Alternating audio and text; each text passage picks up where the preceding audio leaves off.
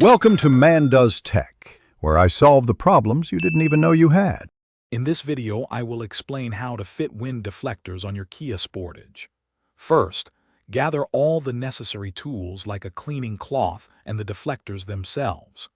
Next, thoroughly clean the window channels, where the deflectors will be installed to ensure proper adhesion.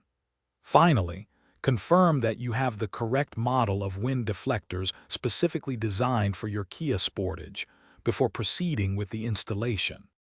Now, let's install the front deflectors. Begin by peeling back about 2 inches of the adhesive tape from both ends of the deflector. Carefully slide the deflector into the top of the window channel, ensuring it aligns perfectly with the window frame. Once positioned, apply firm, consistent pressure along the entire length of the deflector to ensure the adhesive bonds securely. Take your time to get a tight seal. Moving to the rear doors, repeat the same process. Peel back a small section of the adhesive tape from each end of the deflector.